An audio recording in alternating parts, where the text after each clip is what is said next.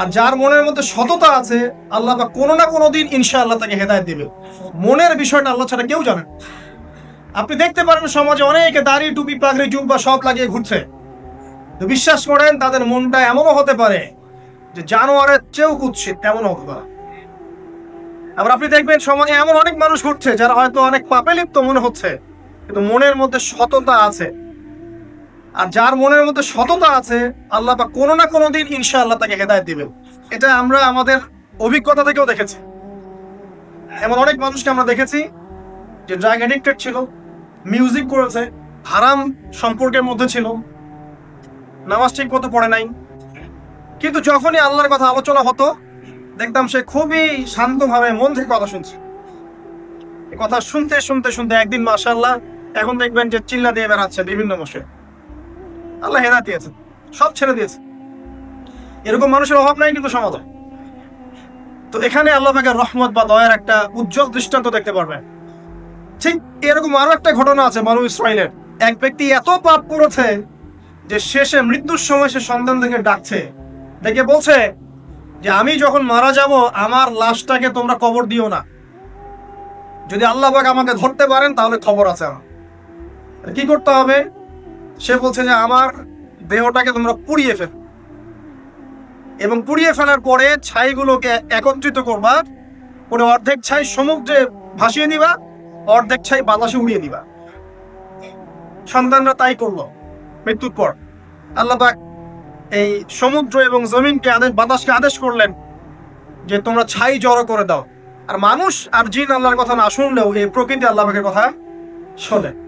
প্রকৃতিকে আল্লাহ পাক আদেশ করলেন এই সমুদ্র ছাই জড়ো করো, এই বাতাস ছাই জড়ো করো। তারা ছাই জড়ো করে দিল। এই ব্যক্তিকে বলা হচ্ছে তুমি জীবিত করে আল্লাহ পাক বলছেন তুমি যে এই কাজটা করেছিলে, লিমা ফাআলতা হাদা, তুমি এই কাজটা কেন করেছো? তখন এই ব্যক্তি উত্তর দিচ্ছে মিন খাশিয়াতিকা ইয়া রাব্বি ওয়া আনতা আ'লাম। হে আল্লাহ, আমি আমার বুঝে যা এসেছে আপনার ভয়েই আমি এই কাজটা করেছি, আর আপনি খুব ভালো করেই জানেন যে আমি আপনার ভয়ে করেছি নাকি অন্য কোনো কারণে করেছি।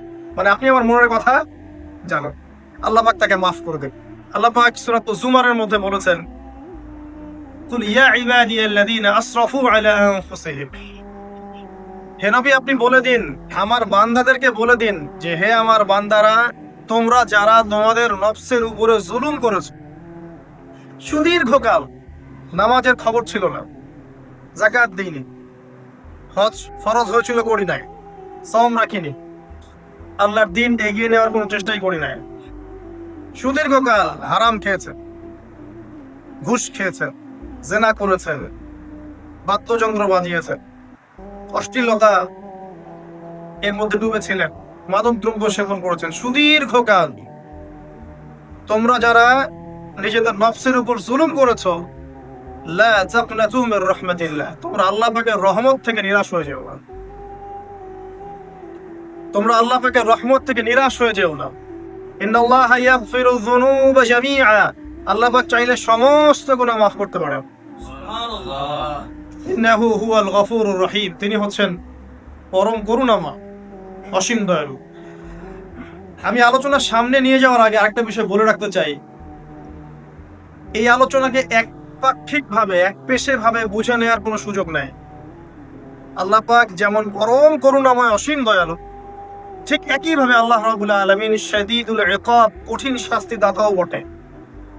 এই দুটো বিষয় মাথায় রেখেই আল্লাহর রহমতের আশাও করতে হবে এবং আল্লাহ পাকের গজবের ভয়ও করতে হবে। এর মাঝখানেই হচ্ছে ঈমান। এই জায়গা থেকে আলোচনা বুঝতে হবে। আল্লাহ পাক তৌফিক এনায়েত করুন, আমিন। আমাদেরকে আল্লাহ রাব্বুল আলামিন তার রহমত থেকে নিরাশ হতে বারণ করছেন। যে যত পাপ করেছে জীবনে, যদি একটা বার কেউ যদি আল্লাহ পাককে মন থেকে ডাকে, চোখ দিয়ে ঝরঝর করে পানি পড়ে, আল্লাহ পাককে বলে, সেজদায় গিয়ে পড়ে আল্লাহকে বলে রব্বিক ফিরলি, আল্লাহ আমাকে মাফ করে দাও, তার মনের মধ্যে যদি সততা থাকে, মন থেকে যদি সেই কথাটা বলে থাকে, আল্লাহ পাক শুধু তাকে ক্ষমাই করবেন না, তার সমস্ত গুনাহগুলোকে আল্লাহ নেকি দিয়ে পরিবর্তন করে। একটা হাদিস পড়ছিলাম, নবী করিম সাল্লাল্লাহু আলাইহি ওয়াসাল্লাম তিনি বলছেন যে লাম্মা কাদাল্লাহুল খালক, যখন আল্লাহ রাব্বুল আলামিন এই মহাবিশ্ব সৃষ্টি করেন, তখন আল্লাহ রাব্বুল আলামিন কাতাবা কিতাবান, একটা কিতাব লিখেছেন, একটা কিতাব আছে আল্লাহর কাছে। কাতাবা কিতাবান ফাহুয়া ইনদাহু ফাওকাল আরশ, যেই কিতাবটা আল্লাহর নিজের কাছে আছে আরশের উপরে, সেখানে আল্লাহ পাক লিখে রেখেছেন। কি লিখেছেন? ইন্না রাহমাতি সাবাকাত গাদাবি, প্রতিটা ক্ষেত্রেই আমার রহমত, আমার দয়া, আমার করুণা আমার গজবকে পরাজিত করেছে। মানে আল্লাহ রাব্বুল আলামিনের গজব এর উপরে আল্লাহ পাকের রহমত অবস্থান করছে। জীবনের কোনো ক্ষেত্রে হতাশ হওয়ার কোনো সুযোগ নাই। আজকে পারিবারিক ভাঙন বলেন, ব্যক্তি পর্যায়ের আত্মিক ধ্বংসই বলেন, সমাজের বিপর্যয় বলেন, যাই বলেন, পিছনে একটা বড় কারণ আছে। সেটা হলো আল্লাহ থেকে দূরে থাকা মানুষ, আল্লাহ থেকে হতাশ হয়ে যাওয়া। আর এই কাজটা শয়তান করিয়েছে মানুষকে আল্লাহ থেকে দূরে সরানো। কিন্তু আল্লাহ রাব্বুল আলামিনের কাছে কেউ যদি যেতে চায়, মন থেকে যদি আল্লাহকে একটা বারও ডাকে, আল্লাহ বাবা এক ডাকের মাধ্যমেও তার গুনাহ মাফ করতে পারে। দুজন ব্যক্তির ঘটনা পড়লাম। একজন ব্যক্তি প্রচন্ড রকম আবেদ, প্রচুর ইবাদত করে। আপনারা জানেন ইবলিসও কিন্তু আবেদ ছিল, ইবলিস কিন্তু প্রচুর ইবাদত করেছে। এখন ওই ব্যক্তির একজন বন্ধু ছিল, এটা বনু ইসরাঈলের ঘটনা। তো সেই বন্ধু পাপী ছিল, বিভিন্ন কবিরা গুনাহ করত। আর এই আবেদ ব্যক্তি বারবার তাকে নসিহত করত, ওনা ছেড়ে দাও, তুমি পাপ করছো, ওনা ছেড়ে দাও। তখন সেই ব্যক্তি যে পাপ করছে সে বলতো যে আল্লাহ কি তোমাকে আমার রক্ষক বানিয়েছেন? আল্লাহ কি তোমাকে আমার উপর দারোগা বানিয়েছেন? আমাকে আল্লাহর হাতে ছেড়ে দাও, আমাকে নসিহত করতে শোনা। একদিন এই আবেদ ব্যক্তি তার বন্ধুকে একটা জঘন্য পাপ করতে দেখলো, এমন একটা পাপ যেটা দেখে তার মনে ধারণা আসলো এটা চরম জঘন্য একটা কাজ। তখন সে মুখ ফসকে বলে ফেললো যে আল্লাহ তোকে আর মাফ করবে না, আল্লাহ তোকে জান্নাত দিবে না। আল্লাহ রাব্বুল আলামিন মালাকুল মউতকে এই দুজনের কাছে পাঠালেন, দুজনের রূহকে কবজ করা হলো। এবার আল্লাহ পাক তার সামনে তাদেরকে উপস্থাপন করে বললেন যে তোমাকে আমার রহমত সম্পর্কে কে গ্যারান্টি দিয়েছে যে আমি কাউকে রহমত করবো কি করবো না? যাও, আমি তোমাকে জাহান্নামে পাঠালাম, ওই ব্যক্তি যে আমার রহমত প্রত্যাশা করেছে আমি তাকে জান্নাত দিয়ে দিলাম। দেখুন, এই হাদিসটা শুনলে মনে হয় বাহ্যিক হয়তো বা মুখের একটা কথার কারণেই সে জাহান্নামে চলে গেল। আসলে বিষয়টা এমন, বিষয়টা আমি আপনাকে বোঝাচ্ছি। বিষয়টা হচ্ছে ইবলিসের মত। ইবলিস কিন্তু শুধু মন থেকেই বলেনি যে খালাকতানি মিন নার ওয়া খালাকতাহু মিন তিন, আমি কেন তাকে সিজদা করব আদমকে, আদম তো মাটির তৈরি আর আমি তো আগুনের তৈরি।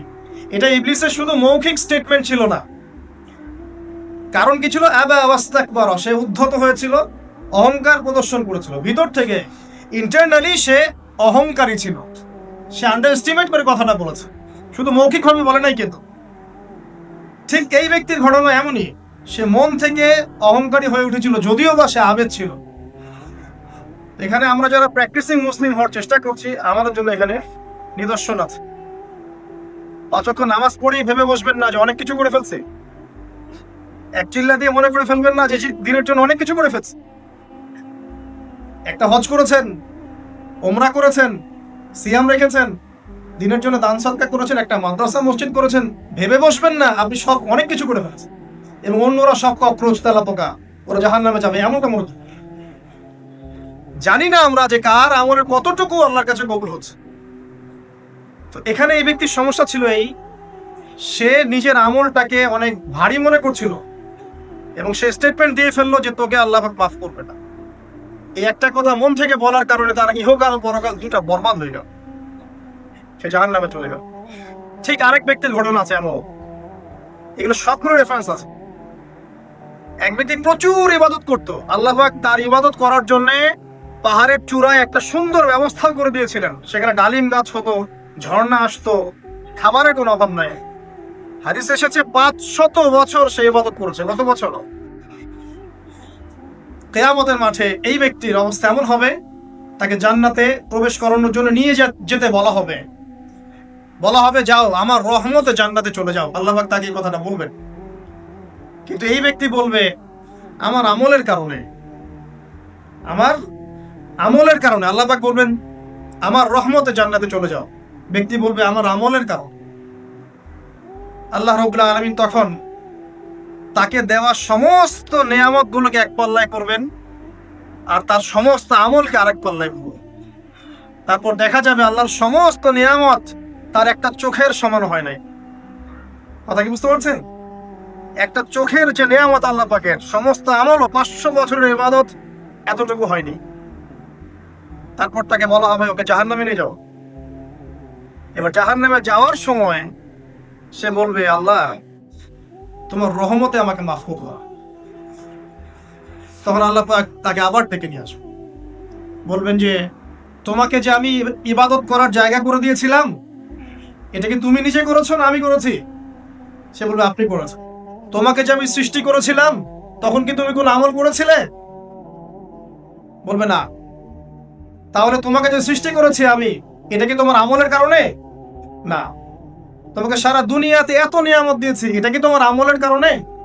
সে বলবে না। তখন তাকে জান্নাতে প্রবেশ করানো হবে। কিয়ামতের মাঠে এমন অনেক ঘটনা ঘটবে যেটা আমাদের চিন্তার বাইরে। আরেকজন ব্যক্তিকে ডেকে আনা হবে, যে ব্যক্তি একটা দুটা নয় বরং 100টা খুন করেছে। সে 99 জন মানুষকে হত্যা করার পর ফতোয়া খুঁজে বেড়াচ্ছিল যে আমার তওবা কবুল হবে কিনা। একজন আবেদের কাছে গিয়েছে। আবেদ আর আলেম কিন্তু এক জিনিস না। আবেদ মানে যে প্রচুর ইবাদত করে, তার জ্ঞান কম, সে শুধু জানে কিভাবে ইবাদত করতে হয়। আলেম হচ্ছে সে যে শরীয়তের গভীর জ্ঞান জানে আবার ইবাদতও করে। আবার যারা জ্ঞান আছে আমল নাই, সেও কিন্তু প্রকৃত আলেম না। প্রচুর জ্ঞান আছে কিন্তু জ্ঞান অনুযায়ী আমল করে না, সেও কিন্তু প্রকৃত আলেম নন। এবার আসেন তো, এই আবেদের কাছে গিয়ে সে বলছে আমার কি ক্ষমা হবে? আমি 99টা খুন করেছি। সে বলল তোমার আবার ক্ষমা? তোমার ক্ষমা নাই।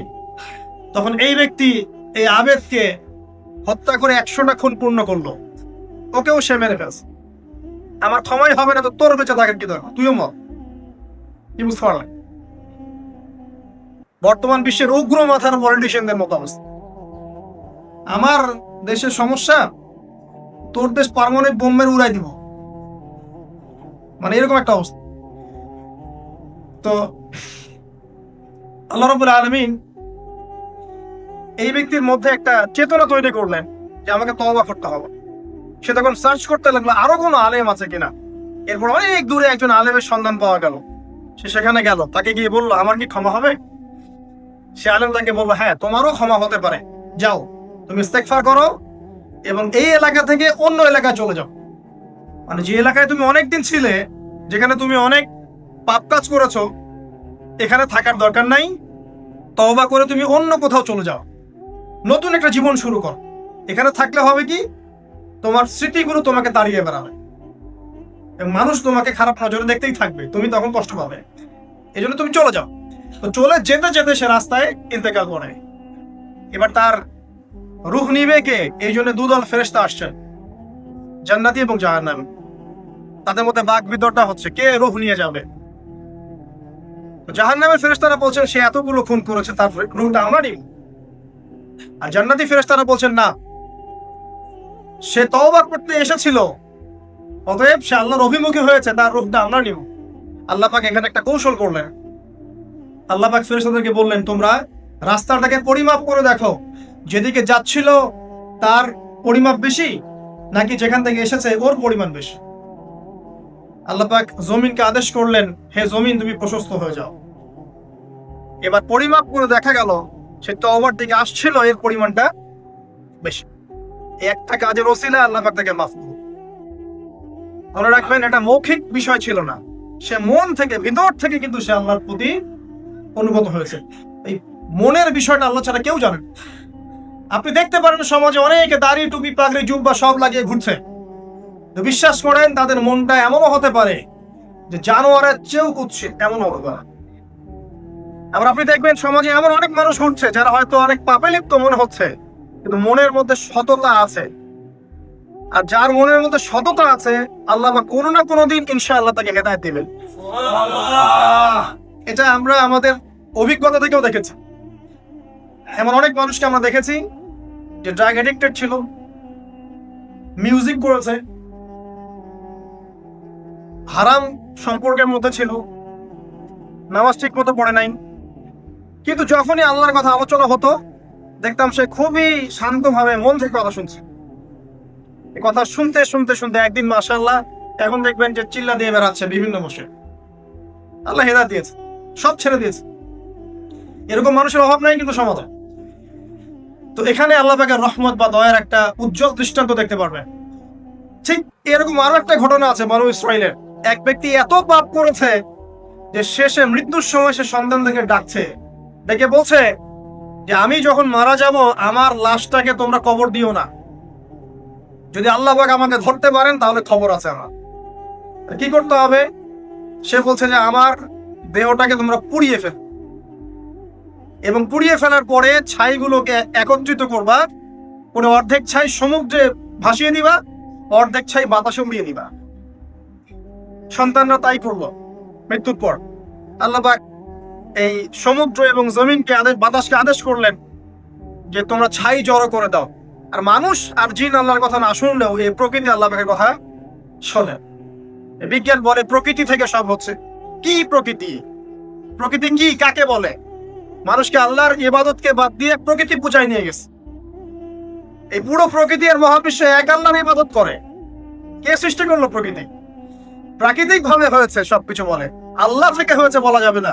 বললে আপনি মৌলবাদী হয়ে যাবেন। আল্লাহ শব্দ ইউজ করলে আপনি মৌলবাদী হয়ে যাবেন।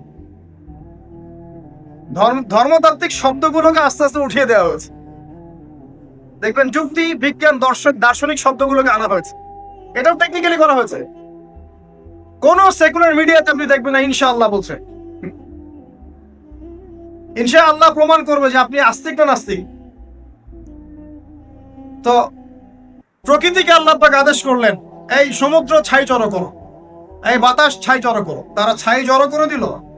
এই ব্যক্তিকে বলা হচ্ছে তুমি জীবিত করে আল্লাহ পাক বলছেন তুমি যে এই কাজটা করেছিলে, লিমা ফাআলতা হাদা, তুমি এই কাজটা কেন করেছো? তখন এই ব্যক্তি উত্তর দিচ্ছে মিন খাশিয়াতিকা ইয়া রাব্বি ওয়া আনতা আ'লাম। হে আল্লাহ, আমি আমার বুঝে যা এসেছে আপনার ভয়েই আমি এই কাজটা করেছি, আর আপনি খুব ভালো করেই জানেন যে আমি আপনার ভয়ে করেছি নাকি অন্য কোনো কারণে করেছি। মানে আপনি আমার মনের কথা জানেন। আল্লাহ পাক তাকে মাফ করে দেন। আপনাদেরকে আমি সেই ব্যভিচারী মহিলার কথা মনে করাই, যে ছিল একজন প্রস্টিটিউট মহিলা, পতিতা, যেটা আমরা বলি সমাজের ভাষায়। যদি এখন নতুন শব্দ এসেছে সেক্স ওয়ার্কার বা যৌনকর্মী, এবং এগুলোকে আমরা এখন প্রমোট করছি। আমরা এখন অশ্লীলতাকে প্রমোট করছি। এই কথা বলতে আমাদের বুক কাঁপা উচিত নয় যে আমরা এখন অশ্লীলতাকে প্রমোট করছি। আমরা এখন কাপড় খোলার সংস্কৃতি দিকে যাচ্ছি। যে কাপড় খুলে দিয়েছিল ইবলিস। ইবলিস আমাদের বাবা মার কাপড় জান্নাতে খুলে দিয়েছিল, এটা কি জানেন? ফল খাওয়ার পরে এই ফল খেতে কে প্রলুব্ধ করেছে? ইবলিস। গাছের কাছে গিয়ে ফল ভক্ষণ করার পর সর্বপ্রথম আমাদের পিতামাতার গা থেকে কাপড় খুলে পড়ে গেছে। আমাদের পিতামাতাকে মহাবিশ্বে নগ্ন করে দিয়েছে ইবলিস, আর তার অনুসারীরা এই জমিনে আদম সন্তানদেরকে নগ্ন করছে এখন। অতএব এই যে একটা ট্রেন্ড এখন চলছে, দেখবেন হারাম রিলেশনশিপকে মিডিয়ার মধ্য দিয়ে প্রমোট করা হচ্ছে, মনে হয় একটা স্বাভাবিক বিষয়। কোনো বিষয় না এটা, যে কেউ জেনাই করতে পারে। জেনা পর্ন খুব নর্মাল। হালাল ভাবে যদি আপনি বিয়ে শাদী করতে চান তখন সমস্যা হচ্ছে। হালাল ভাবে যদি আপনি বিয়ে করতে চান তখন সমস্যা হচ্ছে। হারাম ভাবে আপনি যা ইচ্ছা তাই করতে পারেন, সমাজে কেউ কিছু বলছে না। এখন বলছে এগুলো স্বাধীনতা। সুবহানাল্লাহ, কোন স্বাধীনতা? স্বাধীনতা বলে কোনো শব্দ নাই মহাবিশ্বে। এই পুরো বিশ্বের সমস্ত মানুষ আল্লাহর অধীনে পরাধীন। এই বিশ্বে যত মানুষ বসবাস করছে এখন, এরা কেউই স্বাধীন নয়। না কেউ স্বাধীন ছিল, না আছে, না থাকবে। সবাই আল্লাহ পাকের দাসত্বের অধীনে পরাধীন। স্বাধীন সেই এই পৃথিবীতে যে ব্যক্তি শয়তানের তাবেদারি করে, ও নফসের তাবেদারি করে, ও তো স্বাধীন, যা ইচ্ছা তাই করতে পারে। এই যে অশ্লীলতার প্রমোটিংটা চলছে, এটাকে পারিবারিকভাবে বন্ধ করতে হবে। আল্লাহ পাক আমাদেরকে বোঝার তৌফিক দান করুন। এগুলো যত বাড়বে সমাজে মহামারী আসবে, দেখে নিয়ে মহামারী আসবে, দুর্ভিক্ষ আসবে, সমাজে এমন সব রোগ ব্যাধির জন্ম হবে যেগুলো নামও শোনে নাই মানুষ, এবং সামনে ভূমিধস অপেক্ষা করছে, এগুলো আসবে। যাই হোক, ওই মহিলা, যে ব্যক্তি একজন যৌনকর্মী ছিল, বা যেটা আমরা বলি ব্যভিচারিণী মহিলা ছিল, একটা কুকুরকে দেখেছে সে পানি পান করার জন্য তৃষ্ণার্ত, সে এটাতে মায়া করে দয়া করে তার মোজাটাকে নামিয়ে এই কূপ থেকে পানি উঠিয়ে কুকুরকে পান করিয়েছে। এই একটা কাজের বদৌলতে আল্লাহ রাব্বুল আলামিন এই ব্যভিচারী মহিলাকে মাফ করে জান্নাত দিয়ে দিয়েছে। হাদিসে এটাও এসেছে, নবী সাল্লাল্লাহু আলাইহি ওয়াসাল্লাম বলেছেন, ইরহামু মান ফিল আরদ, তোমরা সবাই জমিনবাসীর প্রতি রহম কর। জমিনে মুসলিমই থাকতে হবে, তাদের প্রতি রহম করতে হবে এমন নয়, জমিনবাসী যারাই আছে সবার প্রতি রহম করো, জাতি ধর্ম বর্ণ নির্বিশেষে, এমনকি পশু পাখির প্রতিও দয়া করো। ইরহামু মান ফিল আরদ, জমিনে যারা আছে সবার প্রতি রহম করো। ইয়ারহামুকুম মান ফিস সামা, যিনি আসমানে আছেন তিনি তোমাদের প্রতি রহম করবেন ইনশাআল্লাহ। ইসলাম এই কথাগুলো বলেছে 1400 বছর আগে। আজকের এই বিশ্বের সোকল্ড এই মডার্ন বিশ্বে, যেখানে মানুষের রক্তের কোনো দাম নাই, সেখানে ইসলাম পশু পাখির অধিকার নিয়ে কথা বলেছে 1400 বছর আগে। কাদেরকে কি শেখাতে আসেন? কোরআন এবং সুন্নাহর বাইরে অভ্রান্ত সত্যের কোন উৎস আছে? এখানে যা আছে তাই চূড়ান্ত। মানতে চাইলে মানেন, না মানতে চাইলে জাহান্নামে যান, কেউ তো বাধ্য করছে না। লাকুম দীনুকুম ওয়ালিয়া দীন। আল্লাহ পাকের রহমত দেখেন। আরেকটা ঘটনা আছে এমন, একটা বিড়ালকে বেঁধে রেখেছিল এক মহিলা, খাবার দেয় নাই, কষ্ট দিয়েছে। একটা বিড়ালকে খাবার না দিয়ে কষ্ট দেওয়ার কারণে এই মহিলাকে আল্লাহ পাক জাহান্নামে পাঠিয়েছে। এরকম কত ঘটনা আছে, এই ঘটনাগুলো হাদিসের পাতায় বর্ণিত আছে। কোরআনে কি বলছে দেখো, কোরআনে আমি কয়েকটা পয়েন্ট আপনাদেরকে খালি বলছি, এটা নিয়ে আমি সকালে ভাবছিলাম। আল্লাহ পাক আদম আলাইহিস সালামকে সৃষ্টি করেছেন আমরা সবাই জানি, কিন্তু আল্লাহ পাক সূরা সদের মধ্যে বলছেন ইবলিসকে, হে ইবলিস, তোমাকে কিসে বারণ করলো আদমকে সিজদা করতে, যে আদমকে আমি নিজের হাত দিয়ে সৃষ্টি করেছি। আল্লাহ রাব্বুল আলামিন যে আমাদেরকে এত যত্ন করে ভালোবেসে সৃষ্টি করেছেন, এটা কি আল্লাহ পাকের দয়ার নিদর্শন নয়? মহাবিশ্বের অন্য কোন মাখলুক সৃষ্টির ব্যাপারে আল্লাহ পাক বলেন নাই খলাকতু বিয়াদাই, আমি নিজ হাতে তাকে সৃষ্টি করেছি। শুধু সৃষ্টি নয়, সৃষ্টি করার পর আল্লাহ পাক তাকে সমস্ত নাম শিক্ষা দিয়েছেন। এই যে জ্ঞান শিক্ষা দেওয়া, জ্ঞান, এটা আল্লাহ পাকের সবচেয়ে বড় নিদর্শনগুলোর মধ্যে অন্যতম। এবং আল্লাহ পাকের সবচেয়ে বড় দয়া, আমার মত এটা, মানব জাতির উপরে আল্লাহ পাকের সবচেয়ে বড় দয়াটা হচ্ছে কি জানেন? আল্লাহ পাক আমাদেরকে জ্ঞান শিক্ষা দিয়েছেন, ওহী নাযিল করেছেন। এটা সব কিছুর ঊর্ধ্বে। কারণ আপনি তওবা করবেন, জ্ঞান লাগবে। নামাজ পড়বেন, জ্ঞান লাগবে। রোজা রাখবেন, জ্ঞান লাগবে। যাকাত দিবেন, ইলম লাগবে। আপনি দিনের যে কোনো আমল করেন, ইলম লাগবে। জান্নাত জাহান্নামের পথ খুঁজে পেতে হলে ইলম লাগবে। দেশ চালাবেন, ইলম লাগবে। অর্থনীতি চালাবেন, ইলম লাগবে। ইলম ছাড়া কিছু নেই, ইলমের উপরে কিচ্ছু নাই। এই ইলমটা আল্লাহ পাক কাকে শিক্ষা দিয়েছেন? আদম আলাইহিস সালামকে। আমরা তো শিখেছি সমাজবিজ্ঞান বইগুলোতে যে আমাদের পূর্বপুরুষরা নাকি গুহায় থাকতো, আর গাছের ছালপাতা খেয়ে থাকতো, তাই না? লতাপাতা খেয়ে থাকতো, গাছের ছালপাতা খেয়ে থাকতো, পোশাক করতো আর কি। বোগাস, ডাহা, মিথ্যা কথা। আল্লাহ রাব্বুল আলামিন সূরা বাকারা এবং সূরা আরাফ পড়ে দেখেন, আল্লাহ পাক বলছেন যে আদম আলাইহিস সালামকে আল্লাহ পাক সমস্ত নাম জ্ঞান শিক্ষা দিয়েছেন। মহাবিশ্বের যে প্রয়োজনীয় জ্ঞানগুলো আছে সেগুলো আল্লাহ পাক আদমকে শিখিয়েছেন আলাইহিস সালাম। ওয়াল্লামা আদামাল আসমাআ কুল্লাহা, আল্লাহ পাক আদমকে সমস্ত নাম শিক্ষা দিয়েছেন। আমাদের পিতা মাতারা মূর্খ ছিলেন না, তারা সৃষ্টি থেকেই জ্ঞানী ছিলেন। আদম আলাইহিস সালামের পারমাণবিক বোম বানানোর কোনো প্রয়োজন ছিল না, ছিল? বানান নাই। আপনার মধ্যে এই জ্ঞানটা আসছে কিভাবে? বাই ডিএনএ আপনি জ্ঞান পাচ্ছেন, কারণ আমরা আদম সন্তান। অনেক জ্ঞান আমাদের ভিতরেই আছে, এগুলো চর্চার মধ্য দিয়ে, গবেষণার মধ্য দিয়ে প্রস্ফুটিত হয় মাত্র। জ্ঞান ভিতরে আছে আমাদের, আমাদের পিতাকে জ্ঞানী করে পাঠানো হয়েছে। এই জ্ঞান শিক্ষা দেওয়াটা হচ্ছে আল্লাহ পাকের সবচেয়ে বড় দয়াগুলোর মধ্যে একটা, রহম করেছে। শুধু তাই নয়, আদম আলাইহিস সালামকে এমন জ্ঞান শিক্ষা দিয়েছেন যে জ্ঞান ফেরেশতারা পর্যন্ত জানতো না। এটা কি দয়া নয়? এটা কি আদম সন্তানের প্রতি ভালোবাসা নয়? তারপরে সিজদা করিয়েছেন, মহাবিশ্বে অন্য কাউকে কি সেজদা করানো হয়েছে? কোরআনে কি এমন কোনো দলিল আছে যে আদম আলাইহিস সালাম ছাড়া অন্য কাউকে সব ফেরেশতারা সেজদা করেছেন? আছে? তাহলে এই যে সম্মান দেয় আল্লাহর পক্ষ থেকে, সম্মান কিসের ভিত্তিতে সম্মান? শারীরিক ক্ষমতার ভিত্তিতে? সম্মানটা কি কারণে? জ্ঞানের কারণে, ইলমের কারণে, জ্ঞানের কারণে সম্মান। এই সম্মান দেওয়ার দর্শন নয়। অতএব সম্মান পেতে হলে, আল্লাহর রহমত পেতে হলে সেই জ্ঞানের চর্চায় আবার ফিরে আসতে হবে। আপনি যদি আজও সেই ওহীর জ্ঞানের চর্চা করেন, আল্লাহ পাক এই পৃথিবীবাসীর বুকের মধ্যে আপনার জন্য সম্মান পয়দা করে দিবেন ইনশাআল্লাহ। দেখে ওই সেই জ্ঞানী যদি আপনি এখনো চর্চা করেন, আজও আপনি সম্মানিত হবেন ইনশাআল্লাহ।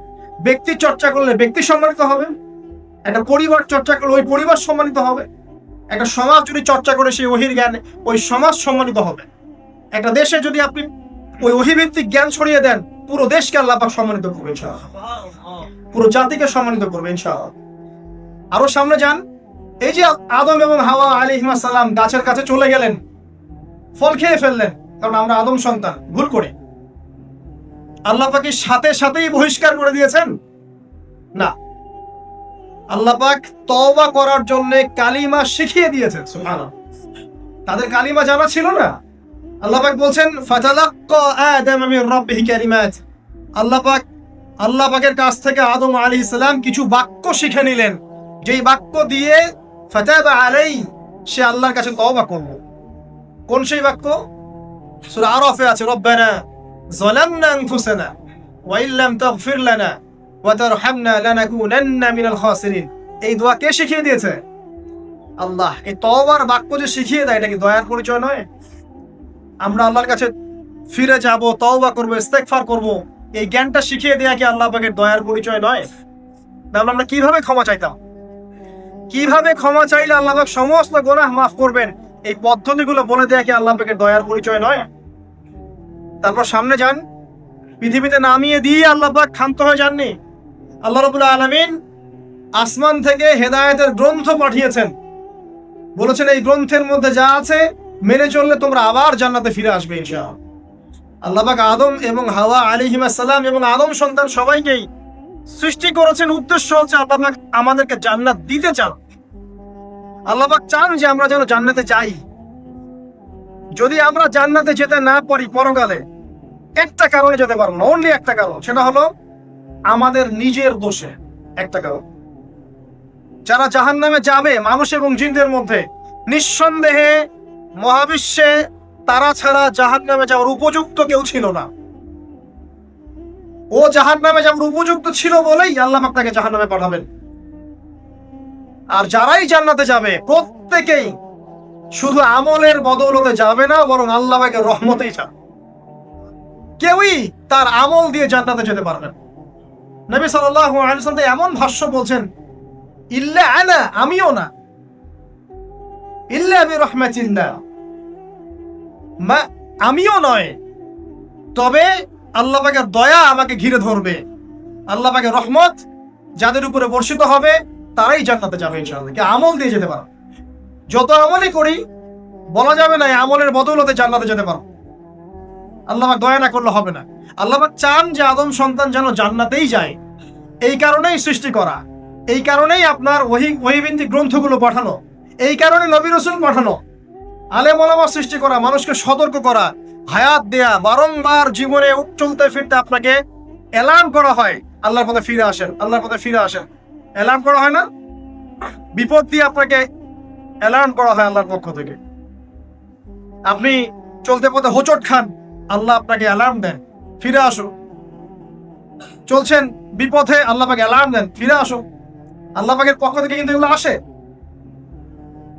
অদ্ভুত একটা হাদিস বললাম, অদ্ভুত বলতে বুঝি অ্যামেজিং হাদিস, যে একজন সাহাবী বলছেন, সালমান রাদিয়াল্লাহু আনহু, তিনি বলছেন যে যখন মুমিনের উপর বিপদ আপদ বালা মুসিবত আসে, তখন মুমিনের এই বিপদ আপদ বালা মুসিবত রোগ শোকের বদৌলতে আল্লাহ পাক তার গুনাহগুলোকে মাফ করে দেন এবং তার মর্যাদাকে বাড়িয়ে দেন, এবং সে আল্লাহর দিকে ফিরে আসার অনুশোচনা করার সুযোগ পায়।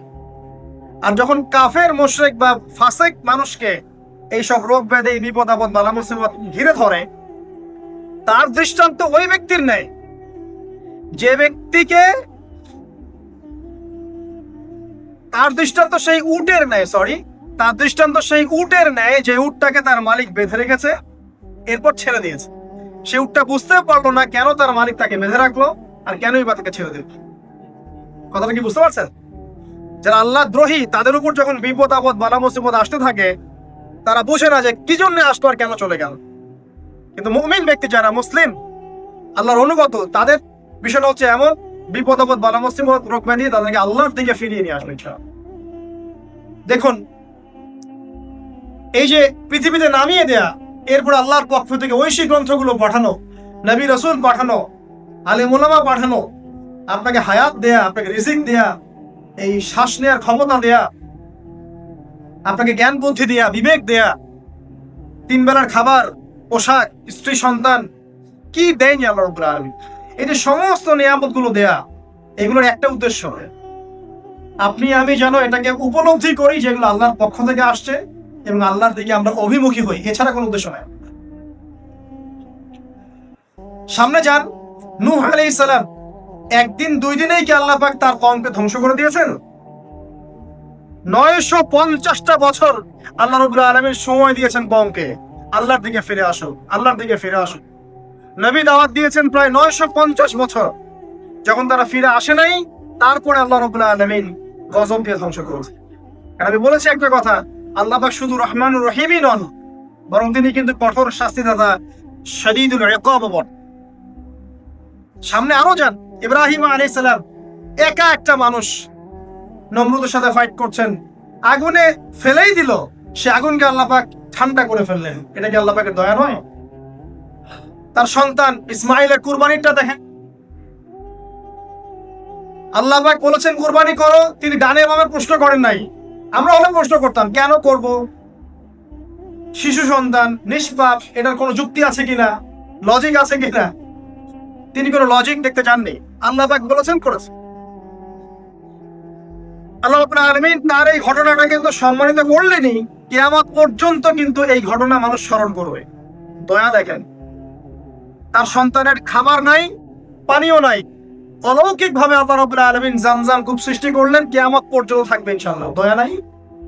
এটা, এই কূপটা দেখলেই তো মুসলিম হওয়া যায়, এই জামজাম কূপটা দেখলেই তো মুসলিম হয়ে যাওয়া উচিত মানুষের। কোত্থেকে আসলো এই কূপ? এই পানির এত বৈশিষ্ট্য কেন? কখনো শেষ হচ্ছে না কেন? এটা নিয়ে ভাবলেই তো মুসলিম হওয়া যায়। হবে না, কারণ কি? আবা ওয়াস্তাকবার, উদ্ধত হয়েছে, অহংকার প্রদর্শন করছে।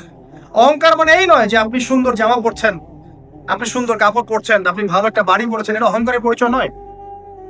বরং অহংকারের পরিচয় হচ্ছে মাতারুল হাক্কি ওয়া গামতুন নাস, সত্য জিনিস যেটা স্পষ্ট এটাকে অস্বীকার করা আর অন্য মানুষকে ছোট করা, তুচ্ছ তাচ্ছিল্য করা, এই হলো অহংকারের পরিচয়। ইউনূস নবীর কথা মনে আছে আপনাদের? ওই যে মাছের পেটের মধ্যে 3 দিন 3 রাত ঘুরছে আর ঘুরছে, একজন নবী হয়ে তাকে এই অবস্থা ফেস করতে হচ্ছে। এক পর্যায়ে তিনি বুঝতে পারছেন যে আমার কিছু একটা তো ভুল হয়েছে।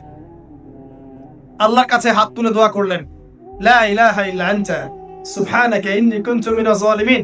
দোয়ার পড়ার সাথে সাথে আল্লাহ পাক বললেন, যাও মাছ তুমি রেখে চলে আসো। এটা কি দয়া নিদর্শন নয়?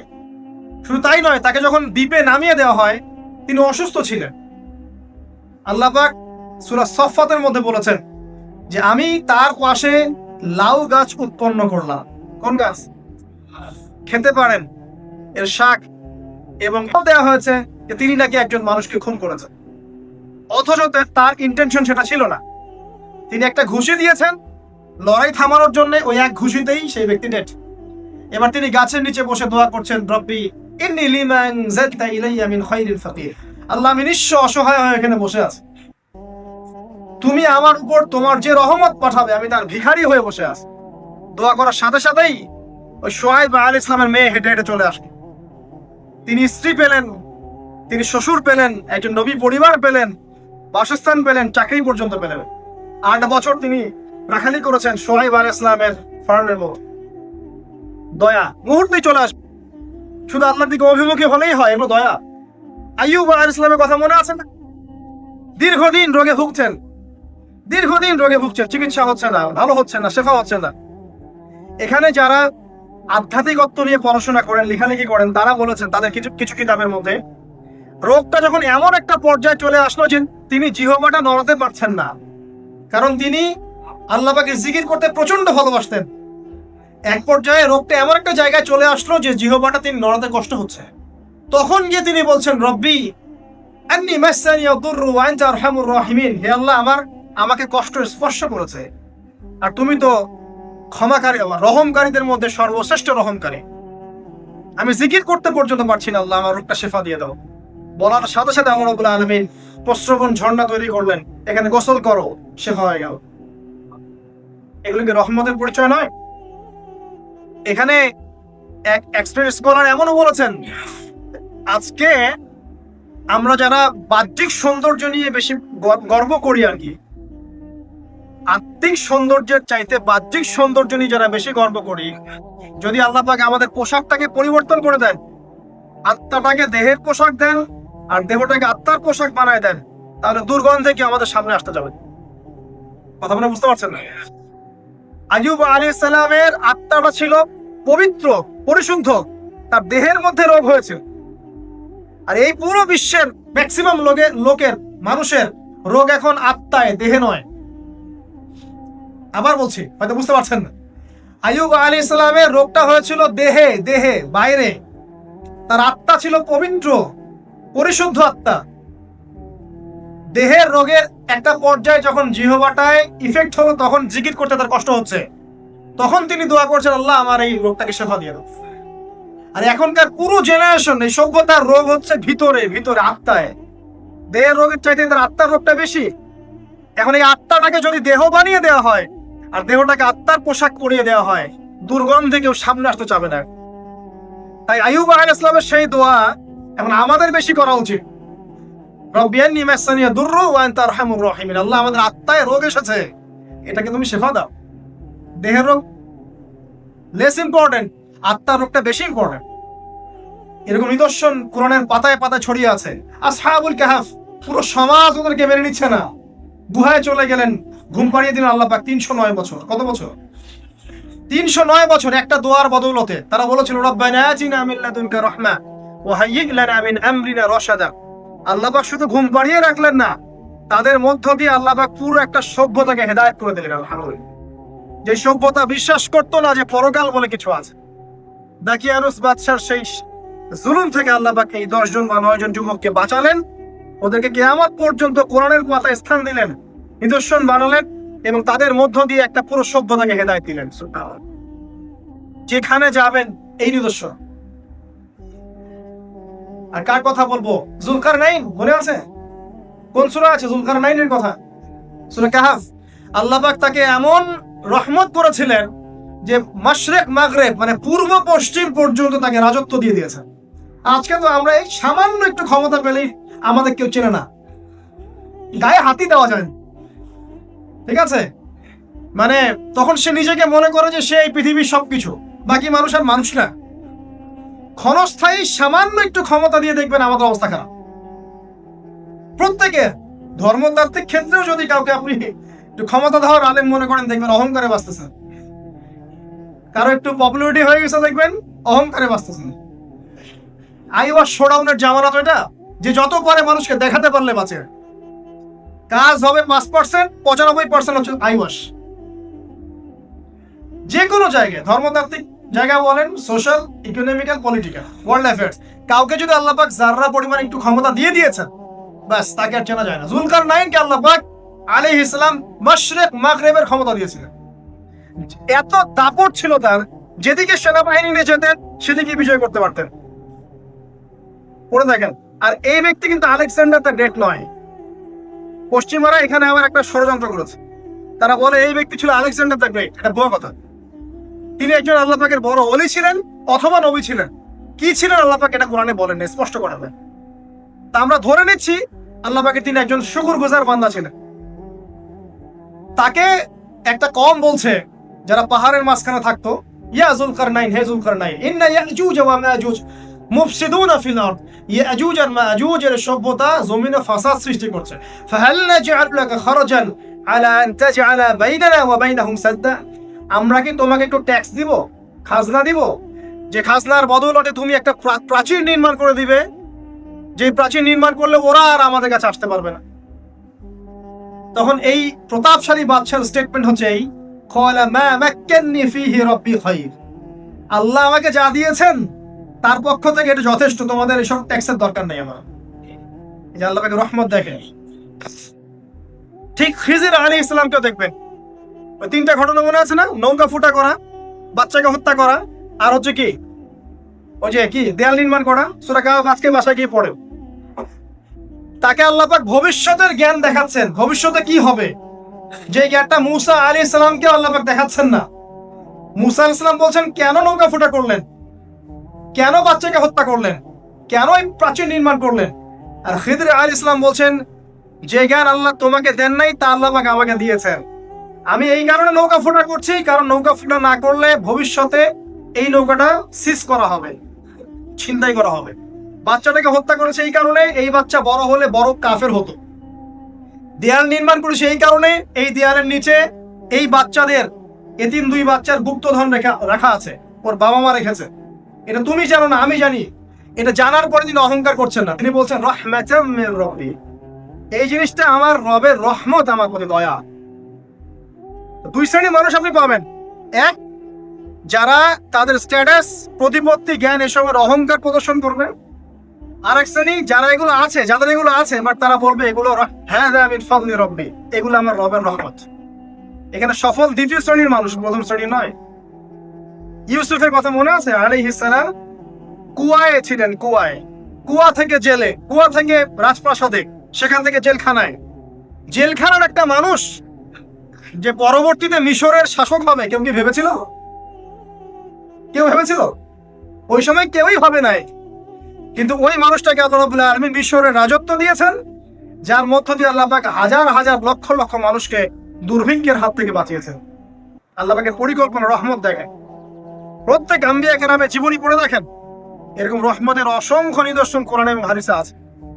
এখন শেষ করার আগে, এটা বলতে থাকলে অনেক সময় চলে যাবে, নামাজের সময় চলে যাবে, আমরা শেষ করছি। আমরা আসলে এখন যদি আল্লাহর রহমত পেতে চাই এবং আমাদের জীবনটাকে আল্লাহ পাকের আনুগত্যে, দাসত্বে, অহংকার মুক্ত হবে তওবা ইস্তেগফারের মধ্যে দিয়ে কাটাতে চাই, তাহলে আসলে কি কি পয়েন্টস আমাদের কাজ করা দরকার, জাস্ট পয়েন্টস গুলো বলছি। এক নাম্বার হচ্ছে জ্ঞান অর্জন করতে হবে।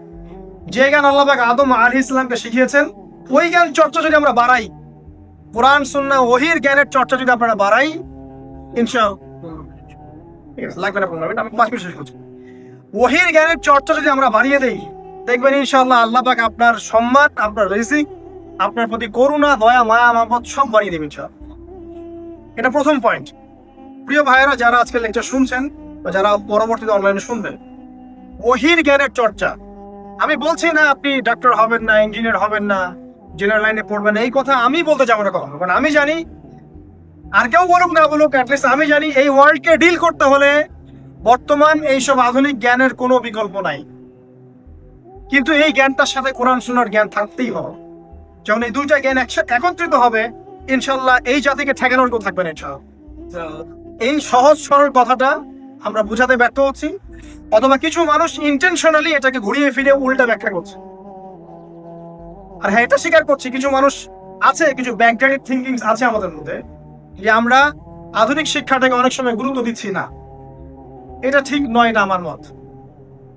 পরিবেশ বজায় রেখে, ইসলামী পরিবেশ বজায় রেখে আধুনিক শিক্ষায় শিক্ষিত হতে কোনো সমস্যা আছে? আর আধুনিক এই শিক্ষাগুলো অনইসলামিক শিক্ষা নয়। আপনি যে কোনো এডুকেশনের বেসে যান, ম্যাথামেটিক্সে যাবেন, অ্যালজেব্রায় যাবেন, আপনি কেমিস্ট্রিতে যাবেন, ফিজিক্সে যাবেন, বায়োকেমিস্ট্রি যাবেন, জ্যোতির্বিজ্ঞানে যাবেন, মেডিকেল সায়েন্স, প্রত্যেকটাতে দেখেন মুসলিমদেরকে খুঁজে পাবেন। প্রত্যেকটা গোড়াপত্তন গিয়ে আপনি দেখবেন মুসলিমদের হাতেই হয়েছে। আব্বাসীয় খেলাফত যখন ছিল, তখন এই বাগদাদ ছিল জ্ঞানের রাজধানী। ওইরকম লাইব্রেরি কি বিশ্বে কখনো হয়েছে? এখন আমরা মনে করছি জ্ঞানের লাইব্রেরি মনে হয়, জ্ঞানের রাজধানী মনে হয় ব্রিটেন, হার্ভার্ড, কেমব্রিজ, অক্সফোর্ড। এটা কবে এসেছে ইতিহাসে? ইতিহাস কি 100 বছরের? হাজার হাজার বছর চলে গেছে। হিস্ট্রি পড়েন। তো এখানে আমার কথা হচ্ছে একদম ক্লিয়ার, নিট অ্যান্ড ক্লিয়ার, যে আমাদেরকে উভয় দিকের জ্ঞানই অর্জন করতে হবে, বোধ কোরআন সুন্নাহ এবং আধুনিক জ্ঞান।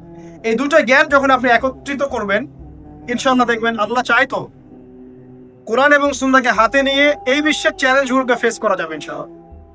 আল্লাহ পাক তৌফিক দান করুন। আমি প্রথম যেটা বিষয়, আল্লাহ পাকের রহমত পেতে হলে আল্লাহর ওহীভিত্তিক জ্ঞানের চর্চা বাড়াতে হবে।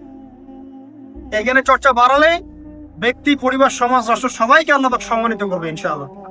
আল্লাহ পাক রহম করবেন, ক্ষমা করবেন, ইনশাআল্লাহ দুনিয়াতেও সফল করবেন, পরকালেও জান্নাত দিবেন ইনশাআল্লাহ। আর আমরা তো দেখলাম আল্লাহ পাকে জান্নাত দেওয়ার জন্য একটা ঘটনা যথেষ্ট। একটা কুকুরকে পানি পান করিয়েছে, একবার খালি বলেছে আল্লাহ তোমার ভয়ে কাজ করেছে, বাস। আবার জাহান্নামে যাওয়ার জন্য একটা ঘটনা এনাফ, খালি বলেছে যে আল্লাহ তোকে মাফ করবে না, বাস জাহান্নাম। আল্লাহ পাক জানেন এন্ড অফ দ্য ডে কে জান্নাতে যাবে আর কে জাহান্নামে যাবে। অহংকারের কোনো সুযোগই নেই। এক মিনিট একটা কথা বলতে চাই যে এখন অনেক মুসলিমদের মধ্যে একটা ট্রেন্ড চলে আসছে, একটু ইসলাম প্র্যাকটিস করলেই অন্যকে আন্ডার এস্টিমেট করা শুরু করে না? এখন তো অনলাইনের যুগ, আর এখন তো কাজ করতে কোনো শ্রম লাগে না, খালি ঘরে বসে শুয়ে দুটো লাইন লিখলেই কাজ শেষ। ঘরে বসে শুয়ে ফেসবুকে দুটো লাইন লিখলেই কাজ শেষ। কনস্ট্রাকটিভ কাজের তো কোনো খোঁজ খবরই নেই।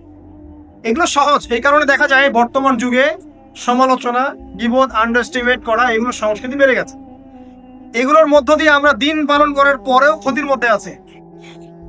এমন হতে পারে যে ব্যক্তি বা যে দল বা যে রাজনৈতিক দল বা যে ধর্মীয় দল যার বিরুদ্ধে আমি নিজের কলমগুলো ঘোরাচ্ছি, হতে পারে তার মধ্যে এমন মানুষ আছে যে আমার আগে জান্নাতে চলে যাবে, হতেই পারে। আর আমি যে নিজেকে এত বড় করে ফখর করছি, কে জানে এন্ড অফ দ্য ডে আমি জান্নাতে যাবো কি যাবো না, কোনো গ্যারান্টি আছে? কোনো গ্যারান্টি নাই। সো এখন আমরা যারা ইসলাম প্র্যাকটিস করছি আমাদের সতর্ক হওয়া উচিত, নিজের পরকালের ফিকিরটা করুন। আল্লাহ পাক বোঝার তৌফিক দান করুন, আমিন। 2 নাম্বার যেটা বলবো, যে রাসূলুল্লাহ সাল্লাল্লাহু আলাইহি ওয়াসাল্লামের রেখে যাওয়া যে আদর্শ এবং সুন্নত, এর চর্চা যারা বাড়িয়ে দিবে আল্লাহ পাক রহম করবে ইনশাআল্লাহ। সূরা আলে ইমরানের 31 নম্বর আয়াত পড়ে দেখেন, আল্লাহ পাক নিজে বলেন, কুল ইন কুনতুম তুহিব্বুনাল্লাহ ফাত্তাবিউনি।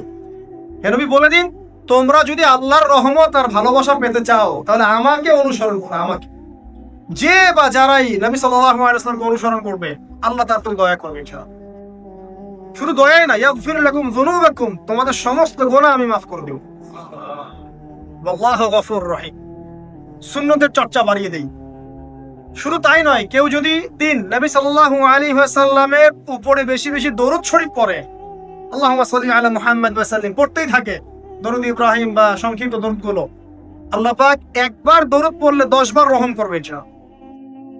যেই নবীর আদর্শ মেনে চললে আল্লাহ পাক ভালোবাসবেন, সেই নবীর নাম উচ্চারিত হলে দরুদ পড়লেও আল্লাহ পাক রহম করবে ইনশাআল্লাহ। 4, সৃষ্টির সেবা করলে রহম পাওয়া যাবে। আল্লাহ পাক বলছেন তোমরা সৃষ্টির সেবা করো, মানবতার সেবা করো, জমিনবাসী যারা আছে ওদের প্রতি রহম করো, আল্লাহ তোমাদের প্রতি রহম করবেন ইনশাআল্লাহ।